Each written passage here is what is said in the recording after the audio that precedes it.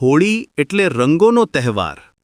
આખા દેશમાં એની ઉજવણી ખૂબ ધામધૂમથી અને અલગ અલગ રીતે થાય છે। પણ અમુક જગ્યાઓ એવી છે જ્યાં હોળીનો રંગ કંઈક જુદો જ હોય છે, એકદમ ખાસ અને પરંપરાગત। આવી જ એક જગ્યા છે આપણો છોટા ઉદેપુર જિલ્લો, જ્યાં આદિવાસી સંસ્કૃતિની આગવી અને સમૃદ્ધ ઓળખ આજે પણ જીવંત છે। આ વર્ષે પણ છોટા ઉદેપુર જિલ્લાના ઘોઘાદેવ ગામમાં હોળીના પવિત્ર પર્વની ઉજવણી ખૂબ જ ભવ્ય અને શ્રદ્ધાપૂર્વક કરવામાં આવી।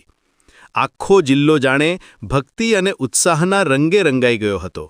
ગામના લોકોએ ભેગા મળીને પૂરા વિધિવિધાન સાથે હોલિકા માતાનું પૂજન કર્યું। જ્યારે પરંપરાગત રીતરિવાજ મુજબ હોળી પ્રગટાવવામાં આવી ત્યારે એની જ્વાળાઓ આકાશને આંબી રહી હતી અને આખું વાતાવરણ એક દિવ્ય ઉર્જાથી ભરાઈ ગયું હતું। સૌએ હાથ જોડીને પોતાના પરિવાર અને ગામની સુખ સમૃદ્ધિ માટે પ્રાર્થના કરી। આ ઉજવણી માત્ર એક ધાર્મિક વિધિ નહોતી, પણ આદિવાસી સંસ્કૃતિનો એક જીવંત વારસો હતી।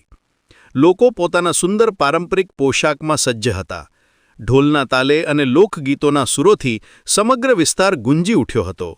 યુવાનો અને વડીલો સૌ કોઈ ભેદભાવ ભૂલીને આ ઉલ્લાસમાં સામેલ થયા હતા। આ દ્રશ્ય જોઈને સાચા અર્થમાં સમજાય કે તહેવારો કેવી રીતે લોકોને એકબીજાની નજીક લાવે છે અને સામાજિક એકતાના તાંતણે બાંધે છે। આવા અમૂલ્ય સાંસ્કૃતિક વારસાને સાચવવામાં અને આગળ વધારવામાં સમાજના આગેવાનોનો બહુ મોટો ફાળો હોય છે। છોટાઉદેપુરના જાણીતા અને લોકપ્રિય સામાજિક આગેવાન રૂપસિંગભાઈ રાઠવા આ ઉજવણીમાં હંમેશની જેમ સક્રિયપણે જોડાયા હતા। તેઓ માત્ર તહેવારોમાં જ નહીં, પણ દરેક સામાજિક અને સાંસ્કૃતિક કાર્યક્રમોમાં ભાગ લઈને આદિવાસી પરંપરાઓને જીવંત રાખવા માટે સતત પ્રયત્નશીલ રહે છે।